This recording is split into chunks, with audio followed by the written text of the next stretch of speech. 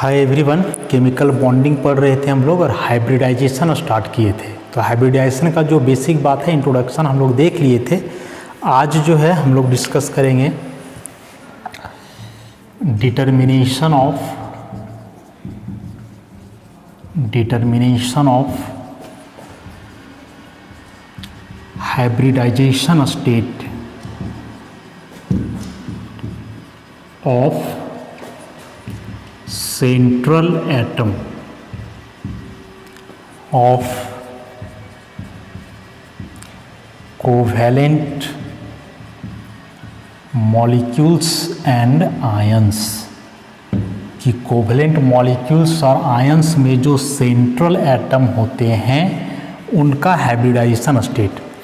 याद रखोगे कि शेप जो होता है ना, वो तो पूरे मॉलिक्यूल का होता है या पूरे कंपाउंड का होता है, लेकिन जो हम लोग हाइब्रिडाइजेशन निकालते हैं वह पूरे कंपाउंड के लिए नहीं, बल्कि उस कंपाउंड का जो सेंट्रल एटम है उस एटम के लिए हम लोग पता करते हैं क्या, हाइब्रिडाइजेशन। तो और हाइब्रिडाइजेशन जब पता चलेगा हम लोगों को, तो वही हाइब्रिडाइजेशन के आधार पे फिर उसका हम लोग शेप या ज्योमेट्री जो है पता करते हैं। तो पिछले क्लास में जो हम लोग पढ़े थे कि हाइब्रिडाइजेशन हम लोग डिटरमाइन करेंगे अस्टेरिक नंबर के मदद से। बताए थे अस्टेरिक नंबर मतलब नंबर ऑफ हाइब्रिड ऑर्बिटल्स, कि जितने हाइब्रिड ऑर्बिटल्स बनते हैं वही उसका अस्टेरिक नंबर कहलाता है, क्योंकि टेबल में लिखा हुआ, पिछला क्लास में हम लोग पढ़े भी थे। तो उसके लिए फॉर्मूला है, दो तरीका है हाइब्रिडाइजेशन डिटरमाइन करने का। तो एक जो तरीका है उसमें अस्टेरिक नंबर बराबर, फॉर्मूला क्या है, V plus M minus C divided by 2। ये अस्टेरिक नंबर निकालने का जो है सो फॉर्मूला हो गया। यहाँ V क्या है, तो number of valence electron of central atom. उसी प्रकार से M क्या है, number of monovalent atom. Monovalent atom मतलब जो एटम सिंगल बॉन्ड बनाते हैं। जैसे इसमें एग्जाम्पल में याद रखोगे क्या क्या आता है, H, उसके बाद फ्लोरीन, क्लोरीन, ब्रोमीन, आयोडीन, बस ये 5 को याद रखोगे। हाइड्रोजन, फ्लोरीन, क्लोरीन, ब्रोमीन और आयोडीन जो है ये पांचों एलिमेंट्स मोनोवैलेंट एटम्स कहलाएंगे। मतलब ये सभी बनाते हैं क्या, सिंगल बॉन्ड। और C क्या है, charge on the species, charge on the species. ऐसा यही अस्टेरिक नंबर निकालने का जो है सो फॉर्मूला है। इसमें कुछ एग्जाम्पल्स हम लोग देखते हैं तो समझ में आ जाएगा। सबसे पहले जैसे एग्जाम्पल हम लोग लें CH4 का, सेंट्रल एटम सबसे पहले पता करते हैं। सेंट्रल एटम के बारे में हम क्या बताएं, जो शुरू में लिखा हुआ रहेगा, सिंगल जो रहेगा। तो सेंट्रल एटम इसमें क्या है, कार्बन। ठीक है, कार्बन का एटॉमिक नंबर लिखो 6, 2 और 4। तो इसका वैलेंस शेल में कितना इलेक्ट्रॉन, 4। तो ये जो V है, number of valence electron of central atom, तो ये V इक्वल टू हो गया 4। फिर M, number of monovalent atom. तो मोनोवैलेंट एटम नहीं, सब हाइड्रोजन, फ्लोरीन वगैरह। तो हाइड्रोजन यहाँ पे है ना, हाइड्रोजन मोनोवैलेंट एटम है, कितना है, 4। तो M बराबर कितना हो गया, 4। C मतलब चार्ज, तो इस पर कोई चार्ज है क्या, नहीं है, तो 0। तो अब अस्टेरिक नंबर निकालो। अस्टेरिक नंबर फॉर्मूला क्या है, V plus M minus C बटे 2। तो V कितना हो गया, 4। M कितना है, 4। C कितना है, 0 डिवाइडेड बाई 2। तो 8/2 कितना आ गया, 4। और 4 है मतलब कौन हाइब्रिडेशन होगा, टेबल से याद रखोगे sp3, या नहीं याद रहेगा तो डायरेक्ट लिख सकते हैं। 4 का मतलब हुआ 1s, बचा कितना, 3, तो 3p। तो हाइब्रिडेशन क्या हो गया, sp3। मतलब CH4 मॉलिक्यूल में जो कार्बन है इसका हाइब्रिडाइजेशन क्या है, sp3 है। ऐसे हम लोग पता करेंगे। और भी बहुत सारे एग्जाम्पल हम लोग देखते हैं।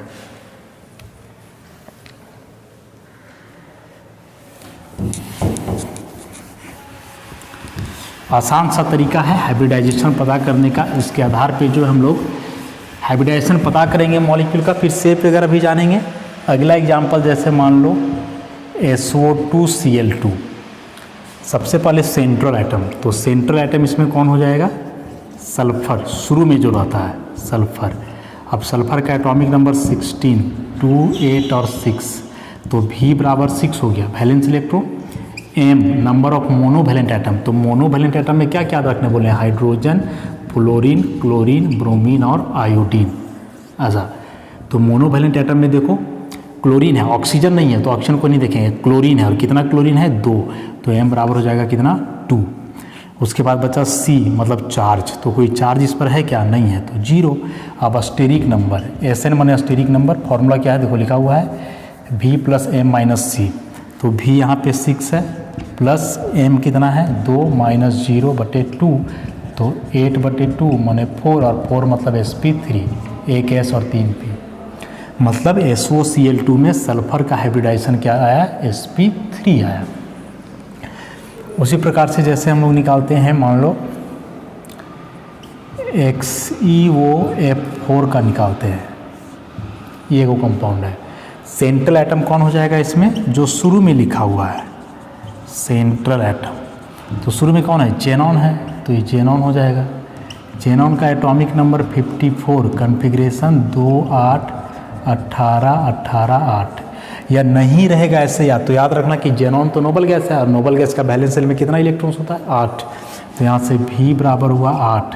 M नंबर ऑफ मोनोवैलेंट, तो मोनोवैलेंट में ये सब में से देखना है ना, फ्लोरीन कितना फ्लोरीन है 4, तो M बराबर 4। C कोई चार्ज है नहीं है 0, तो यहाँ से स्टेरिक नंबर बराबर V plus M minus C मतलब 8 प्लस 4 माइनस 0/2, तो 8 4 12 हुआ, 12 माइनस 2 बराबर 6। अब 6 है तो हाइब्रिडाइजेशन कैसे लिखेंगे देखोगे, S से शुरू करना है, S लिख दिए, P लिखेंगे और P में कितने ऑर्बिटल्स होते हैं 3, तो यहाँ लिखेंगे 3, तो 3 और 1 4 हो गया। इसके बाद लिखेंगे D, तो D में कितना लिखेंगे 2, मैंने कुल मिला के 6 होना चाहिए, तो 3 2 5 और 1 6, तो हाइब्रिडाइजेशन हो गया sp3d2, sp3d2। मतलब इस कंपाउंड में जो जेनन है सेंट्रल एटम, इसका हाइब्रिडाइजेशन क्या आया sp3d2। एकदम आसान सा कंसेप्ट है। ऐसे ही मान लो निकालना चाहे, और भी एग्जाम्पल देखते हैं बहुत सारा हम लोग।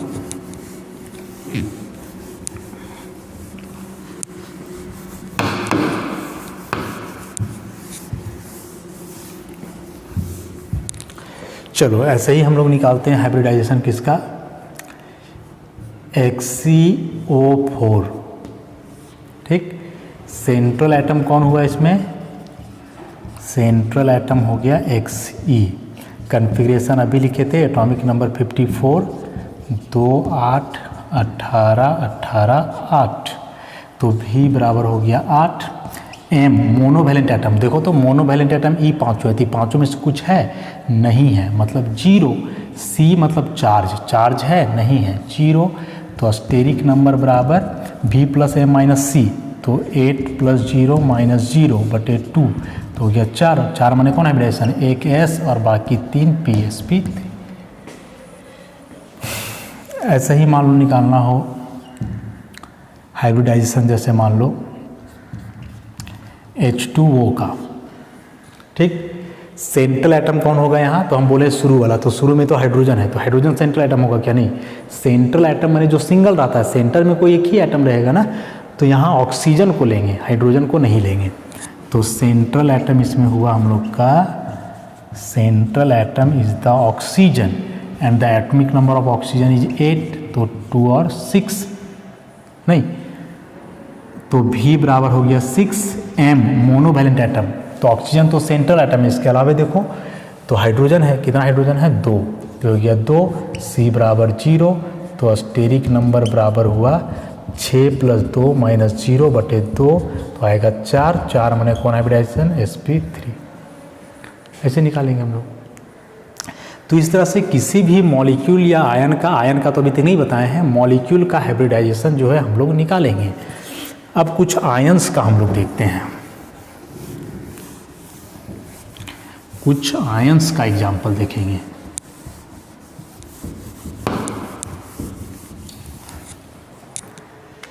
चलो आयंस में जैसे मान लो लेते हैं, सबसे सिंपल आयन से हम लोग शुरू करेंगे।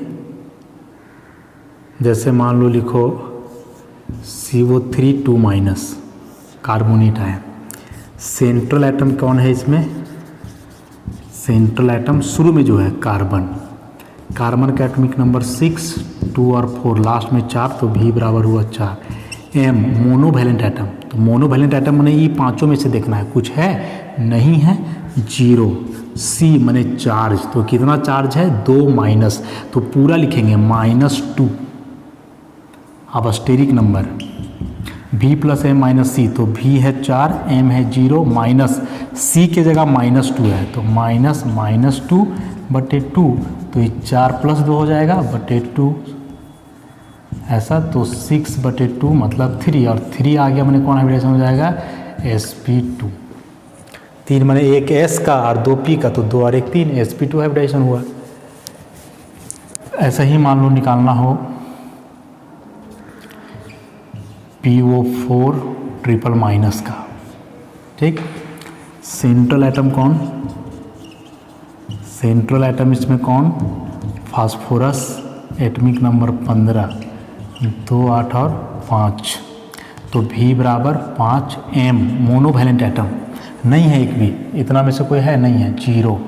C कितना माइनस है 3 माइनस, तो -3, तो स्टेरिक नंबर बराबर 5 + 0 -3 बटे 2, तो 8 बटे 2 माने 4, और 4 मतलब हाइब्रिडाइजेशन क्या है sp3।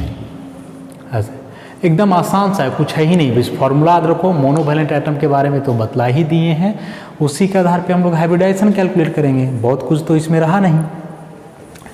कुछ और एग्जांपल्स देख लेते हैं।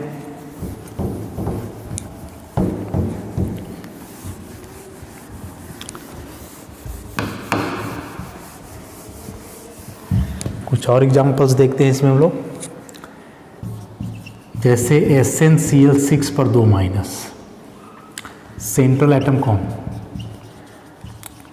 सेंट्रल एटम कौन, Sn का एटॉमिक नंबर कितना 50। कन्फिग्रेशन लिखो 2, 8, 18, 18 और ये हो जाएगा कितना 4, 8, 2, 10 और 18, 28 और 18, 46 और 4, 50। तो लास्ट में 4 इलेक्ट्रॉन है, तो V बराबर हो गया 4। M मोनोवैलेंट एटम, क्लोरीन तो देखो है कितना क्लोरीन है 6, तो M बराबर 6। C चार्ज कितना है 2 माइनस, तो इसको -2 लिखेंगे। तो अब स्टेरिक नंबर लिखो, तो स्टेरिक नंबर बराबर क्या है V plus M minus C बटे 2, तो V कितना है 4 प्लस M कितना है 6 माइनस C कितना है -2 बटे 2, तो 6 और 4 10 प्लस ये 2 12 लिख दें डायरेक्ट बटे 2, तो 6 माने कौन हाइब्रिडेशन है बच्चा S P का 3, तो S का 1 और P का 3, 3 और 1 4 हो गया, बचा D का 2, तो sp3d2 हाइब्रिडाइजेशन, ठीक।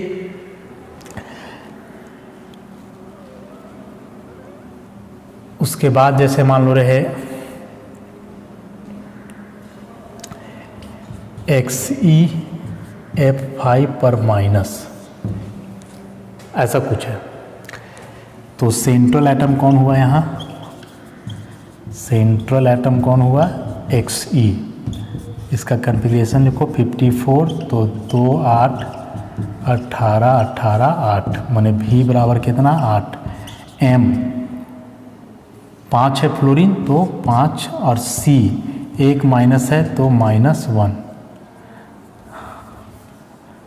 Steric number V plus M minus C बटे 2, तो V है 8 + 5 माइनस 1 बटे 2, तो 8, 5, 13 और एक यहाँ 14 हो जाएगा, 14 बटे 2 बराबर 7। तो 7 के लिए हाइब्रिडेशन कैसे लिखेंगे, S एगो लिख दो, P 3 लिख दो, उसके बाद D लिखो, तो D कितना लिखोगे 3 और 1 4, 7 है, 4 में से 4 हो गया तो 3, sp3d3 हाइब्रिडाइजेशन। समझिए। तो इस प्रकार से जो है हम लोग हाइब्रिडाइजेशन फाइंड आउट करते हैं कोई भी मॉलिक्यूल्स या आयंस हो उसका। अब कुछ प्लस वाला आयन देखते हैं जिसमें पॉजिटिव चार्ज हो।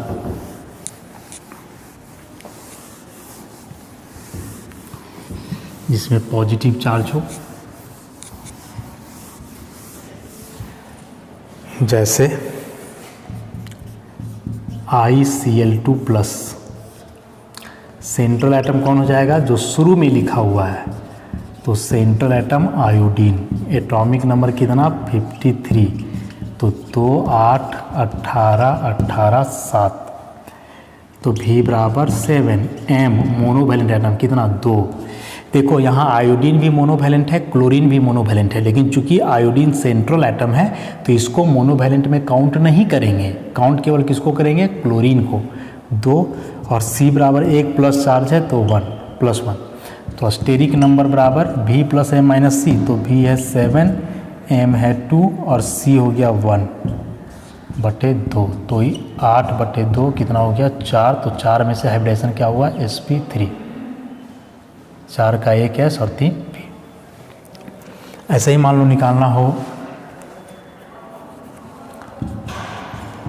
BrF4 पर प्लस, ऐसा इसका हाइब्रिडाइजेशन निकालना हो तो सेंट्रल एटम कौन हो जाएगा इसमें, सेंट्रल एटम कौन हुआ इसमें, ब्रोमीन हुआ।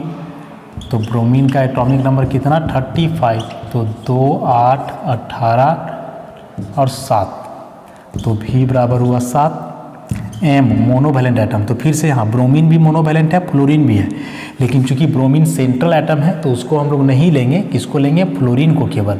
तो 4, C बराबर 1 प्लस चार्ज है माने +1, तो steric number V plus M minus C, तो V है 7 + 4 - 1/2, तो ये 10/2 5, तो 5 के लिए क्या हाइब्रिडाइजेशन होगा, S से शुरू करो, S P का 3, तो 3 और 1 4, अब एगो बचा D, तो sp3D हाइब्रिडाइजेशन। समझ रहे हो। ऐसे ही एक और देख लेते हैं H3O प्लस, सेंट्रल एटम कौन होगा, जो सिंगल है, शुरू में है वो तो हाइड्रोजन है, लेकिन ये नहीं होगा ना, 3 हाइड्रोजन है, ऑक्सीजन को मानेंगे, तो सेंट्रल एटम हुआ ऑक्सीजन, एटॉमिक नंबर 8, 2 और 6, तो V बराबर 6, M 3 हाइड्रोजन है, C बराबर +1, तो स्टेरिक नंबर का फॉर्मूला लगा दो, 6 + 3 - 1/2, तो आएगा 4 मतलब हाइब्रिडाइजेशन sp3। तो एकदम बेहद ही आसान तरीका है हाइब्रिडाइजेशन निकालने का। बहुत सारा एग्जांपल्स जो है हम लोग देख लिए हाइब्रिडाइजेशन निकालने का, नोट्स में जो है ऐसे ही लिखा हुआ होगा, और भी बहुत सारा एग्जांपल दिया हुआ है, तो सारे मॉलिक्यूल्स का जो है हम लोग हाइब्रिडाइजेशन फाइंड आउट पता करने की कोशिश करेंगे, हाइब्रिडाइजेशन निकालेंगे इसी प्रकार से। तो ये एक तरीका हुआ ई वाला फॉर्मूला के आधार पर। एक तरीका और है,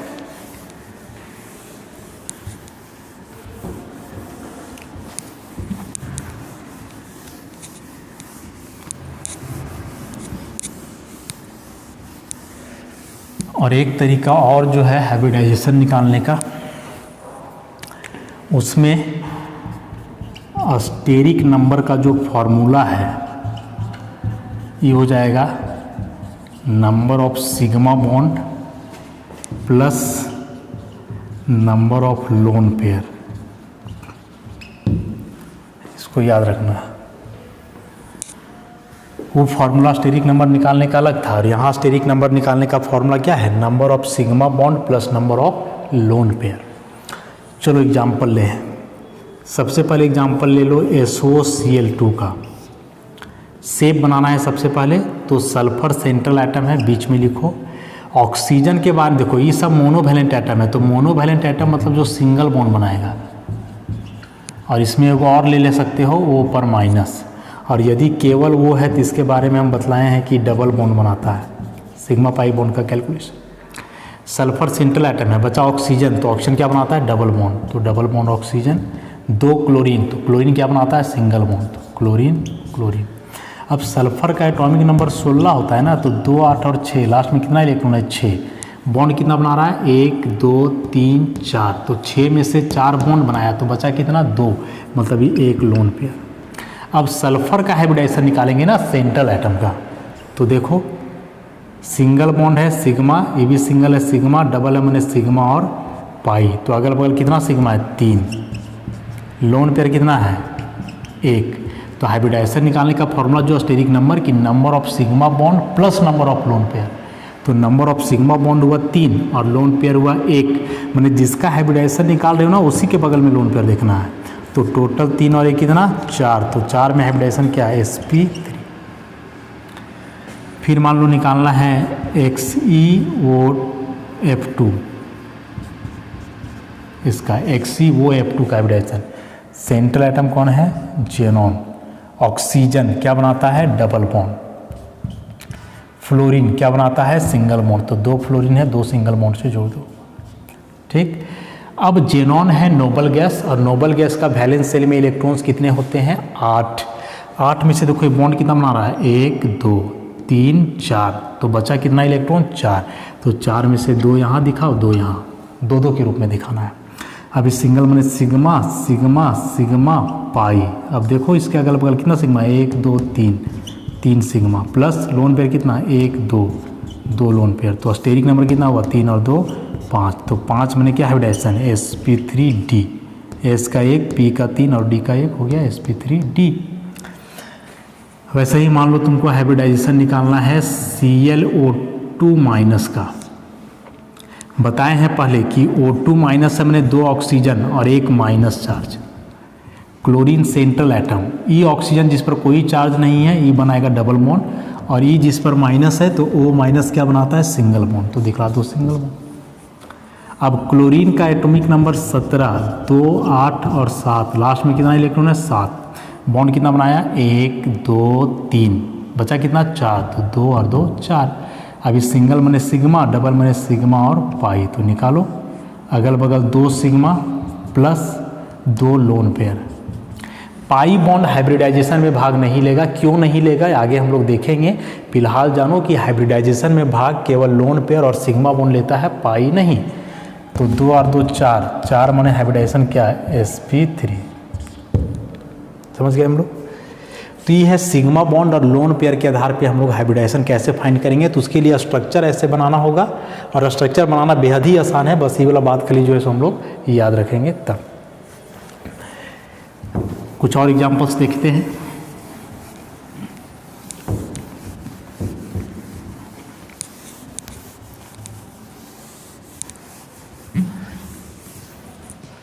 तो कुछ और एग्जांपल्स में जैसे मान लो निकालना हो C2H4 का हाइब्रिडाइजेशन, कैसे निकालोगे?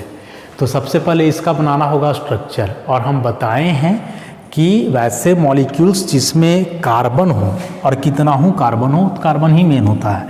तो इस C2H4 का स्ट्रक्चर बनाओगे, 2 कार्बन 4 हाइड्रोजन है, तो हाइड्रोजन को दोनों में बराबर बांटेंगे, हाइड्रोजन हाइड्रोजन। वैसे ही 2 हाइड्रोजन हाइड्रोजन, और बीच में क्या बनेगा? Double bond. अब इसमें कार्बन सेंट्रल एटम हुआ, तो 2 कार्बन है, दोनों का हाइब्रिडाइजेशन अलग अलग निकलेगा। तो पहले सिग्मा पाई लिखो, तो सिग्मा सिग्मा, फिर सिग्मा पाई सिग्मा सिग्मा। अब मान लो कि इसका हाइब्रिडाइजेशन निकालना है, तो जिसका हाइब्रिडाइजेशन निकालना है ना, उसी के अगल बगल सिग्मा बॉन्ड और लोन पेयर देखोगे। तो ये कार्बन का निकालेंगे तो इसके अगल बगल देखो, इसके बगल में कितना सिग्मा बॉन्ड है? 1 2 3 सिग्मा। लोन पेयर है कहीं? नहीं है, 0 लोन पेयर। तो स्टेरिक नंबर कितना हुआ? 3 + 0 माने 3, और हाइब्रिडाइजेशन क्या हो जाएगा? sp2। s का 1 और p का 2, तो 2 और 1 3। वैसे ही इसका, तो फिर इसका अलग निकालो, तो 1 2 3 सिग्मा। लोन पेयर है? नहीं है, 0। तो स्टेरिक नंबर 3, तो हाइब्रिडाइजेशन sp2। माने इस केस में जितने कार्बन एटम्स होंगे ना, सभी कार्बन एटम्स का अलग अलग हाइब्रिडाइजेशन निकलेगा। जैसे मान लो कि इस टाइप का कोई कंपाउंड है, CH2 double bond C double bond CH2, ऐसे दिया हुआ है। कैसे निकालोगे इसका हाइब्रिडाइजेशन? तो पहले स्ट्रक्चर बनाओ। इस C 2 हाइड्रोजन है, सिंगल बॉन्ड से जोड़ो, फिर double bond C double bond C, फिर 2 हाइड्रोजन है, सिंगल बॉन्ड। उसके बाद अब देखो, सिंगल है मैंने सिग्मा सिग्मा, डबल है मैंने सिग्मा पाई सिग्मा सिग्मा। अब जैसे मान लो कि इसका हाइब्रिडाइजेशन निकालना है, तो जिसका हाइब्रिडाइजेशन निकालना है इसी के अगल बगल सिग्मा देखो, 1 2 3 सिग्मा प्लस 0 लोन पेयर, तो 3 हाइब्रिडाइजेशन sp2। फिर मान लो इसका निकालना है, तो इसका निकालना है तो इसी के अगल बगल देखो कितना सिग्मा है? 2 सिग्मा, लोन पेयर 0, तो स्टेरिक नंबर 2, तो हाइब्रिडाइजेशन sp2।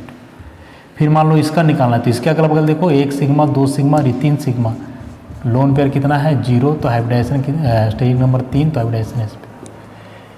माने सिग्मा और लोन पेयर वाला आसान है कि इसमें जितने भी एटम्स है ना, सभी एटम्स का तुम अलग अलग हाइब्रिडाइजेशन निकाल सकते हो। अब मान लो कि इसका हाइब्रिडाइजेशन तुम निकालोगे वो VM और C वाला फार्मूला से, तो निकलेगा नहीं, वो तो एक सेंट्रल एटम के लिए है। जब इसमें ऐसे 2 2 3 3 वो सेंट्रल एटम रहे, तो पहले उसका स्ट्रक्चर बनाइए, स्ट्रक्चर बनाने के बाद प्रत्येक एटम का हाइब्रिडाइजेशन उसमें अलग अलग निकालना है। उसके बाद फिर कुछ और एग्जाम्पल बताते हैं।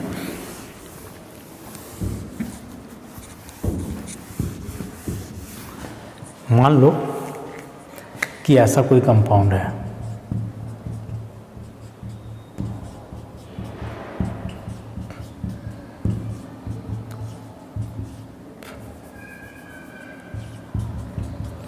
ऐसा कोई कंपाउंड है, इसमें हाइब्रिडाइजेशन सबका निकालना है। याद रखोगे कि हाइड्रोजन को छोड़ के जितने भी एटम्स हैं सभी एटम्स का हाइब्रिडाइजेशन जो है वो निकल सकता है। जैसे यहाँ एक कंपाउंड लिखे हैं, इसमें हाइड्रोजन को छोड़ के सभी एटम का हाइब्रिडाइजेशन निकालेंगे, तो उसके लिए पहले सिग्मा पाई लिखो। सिंगल बॉन्ड में सिग्मा सिग्मा सिग्मा सिग्मा, इस sigma pi sigma sigma sigma sigma pi sigma.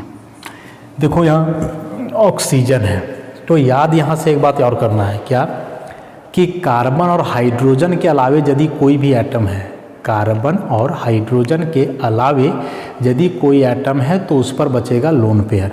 Lone pair यहाँ दिया हुआ नहीं रहेगा, लेकिन हम लोग को लिखना पड़ेगा क्योंकि लोन पेयर हाइब्रिडाइजेशन में भाग लेता है।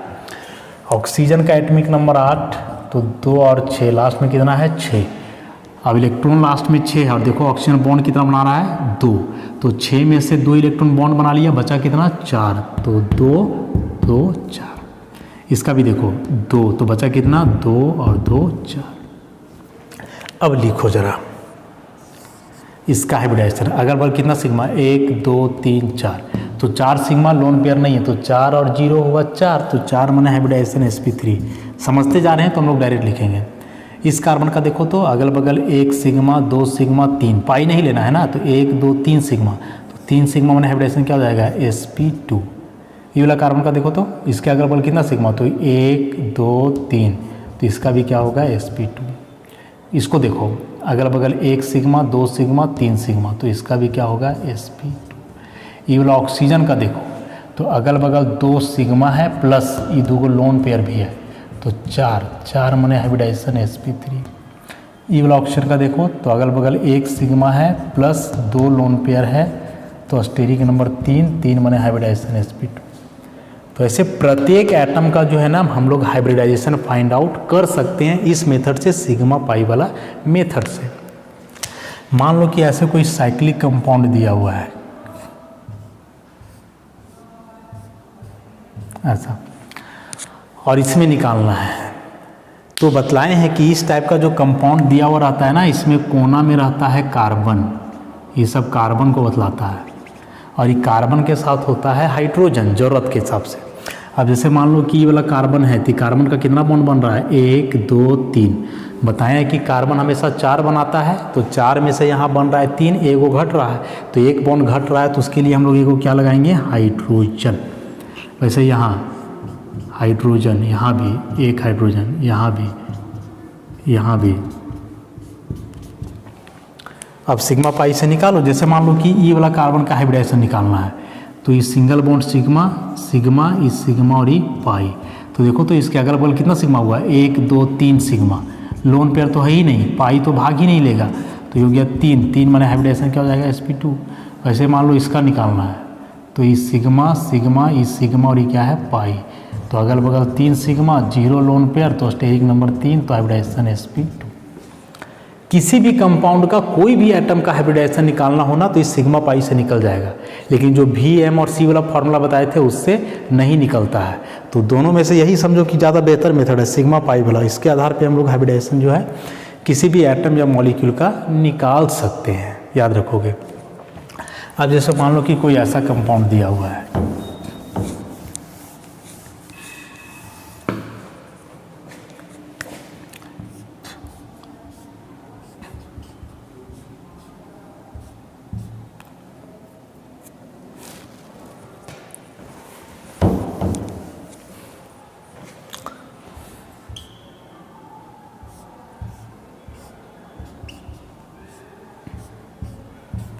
इस टाइप का कोई कंपाउंड है, ठीक। तो इसमें तो हम बता दिए हैं ना कि सब कोना में रहता है कार्बन, सब कार्बन। अब मान लो कि कार्बन का निकालना है, सबसे पहले इसका बॉन्ड गिनो 1 2 3, 4 बनाता है 3 है, एक कम है, तो एक कम है तो पहले अपने से वो हाइड्रोजन 2 यहाँ दे दिए। अब सिग्मा पाई लिखो, सिग्मा सिग्मा पाई सिग्मा, अगल बगल कितना सिग्मा, 3 सिग्मा, लोन पेयर तो नहीं है तो स्टेरिक नंबर 3, तो हाइब्रिडाइजेशन sp2। मान लो नाइट्रोजन का निकालना है, हम क्या बोले हैं कि कार्बन और हाइड्रोजन के अलावे यदि कोई एटम है तो उस पर लोन पेयर निश्चित रूप से बचेगा। कार्बन हाइड्रोजन पे लोन पेयर नहीं बचता है, क्योंकि हाइड्रोजन का एक ही इलेक्ट्रॉन है तो लोन पेयर बचने का सवाल ही नहीं। कार्बन का वैलेंस शेल में 4 होता है और कार्बन हमेशा 4 बॉन्ड बनाता ही है, इसलिए कार्बन हाइड्रोजन पे कभी लोन पेयर नहीं बचेगा। लेकिन यहाँ है नाइट्रोजन तो इस पर लोन पेयर बचना चाहिए। तो नाइट्रोजन का एटॉमिक नंबर 7, तो 2 और 5, लास्ट में कितने इलेक्ट्रॉन्स हैं, 5। बॉन्ड कितना बना रहा है, 1 2 3, 2 इलेक्ट्रॉन बचेगा। अब इस सिग्मा सिग्मा पाई, तो अगल बगल 2 सिग्मा प्लस 1 लोन पेयर, तो हाइब्रिडाइजेशन हुआ 2, स्टेरिक नंबर हुआ 3, तो हाइब्रिडाइजेशन हो जाएगा sp2। तो इतना सारा एग्जाम्पल्स जो हम लोग देखे, उम्मीद है कि हाइब्रिडाइजेशन फाइंड आउट करने के लिए अच्छे से समझ में आ गया होगा। नोट्स में सारा चीज़ लिखा हुआ मिलेगा, हो सकता है कि कुछ कुछ अलग मॉलिक्यूल उसमें रहे, लेकिन तरीका हम लोग सीख गए हैं तो किसी भी मॉलिक्यूल का हाइब्रिडाइजेशन हम लोग जो है पता कर सकते हैं। 2 मेथड बताए, दोनों ठीक है, दोनों आसान है, लेकिन बताए कि सिग्मा पाई हर एक मॉलिक्यूल के लिए एप्लीकेबल है, लेकिन जो VM वगैरह बताए हैं वो सारे मॉलिक्यूल्स के लिए एप्लीकेबल नहीं होता है। तो आप लोग दोनों पता रखोगे, जो अच्छा लगेगा या जो आसान हो उसी से हम लोग हाइब्रिडाइजेशन फाइंड आउट करेंगे। तो इस तरह से आज हम लोग हाइब्रिडाइजेशन जो है सीख गए, हाइब्रिडाइजेशन कैसे निकालते हैं। नेक्स्ट क्लास में जितना टाइप का हाइब्रिडाइजेशन बताए हैं सबको एक एक करके डिटेल में स्टडी करेंगे हम लोग। तब तक आप लोग इतना हाइब्रिडाइजेशन निकालने के लिए जो है सो सीख जाओ। वीडियो को कई बार देखो, नोट से समझो और फिर इसको जो है करने का प्रयास करो। तो ठीक है, बाकी डिस्कशन हम लोग अगले लेक्चर से करते हैं। धन्यवाद।